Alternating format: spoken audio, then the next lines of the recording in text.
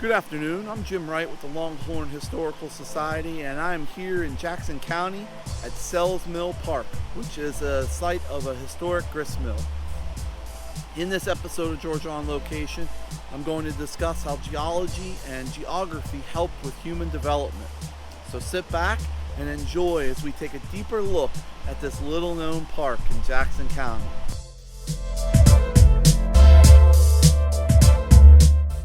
The use of falling water to produce power for flour and grist mills, sawmills, cotton gins, and other small industries was common during Georgia's early history.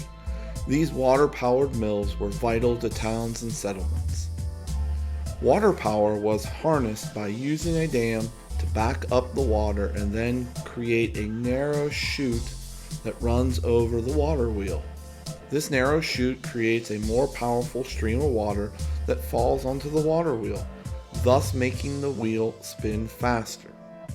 This creates more energy to power the mill. The wheel is connected using gears, cables, and pulleys to transfer that energy to power the machinery, whether that is a stone for grinding grain, or a saw, or a cotton gin. After the development of electricity and batteries, we take this same concept and now create hydroelectric power. Because the Piedmont and Blue Ridge regions of Georgia are hilly and mountainous and have many rivers and streams, these make ideal locations to harness the power of falling water. Sells Mill is a perfect example of this. One of the first uses of hydro energy was for mechanical milling, such as grinding grains. But today, modern hydro plants produce electricity using turbines and generators. The mechanical energy created by moving water spins rotors on a turbine. This turbine is connected to an electromagnetic generator which produces electricity when the turbine spins. There are two main types of hydroelectricity production: dams and run-of-river. Shortly after Jackson County was officially placed on the map, Jonathan Sell purchased 500 acres around Indian Creek in 1815. The youngest of his 6 sons, Frank, was born in 1862. He returned to Jackson County to revive the family farm in 1885. Frank purchased an additional 700 acres of land and planted corn, cotton, wheat, and oats.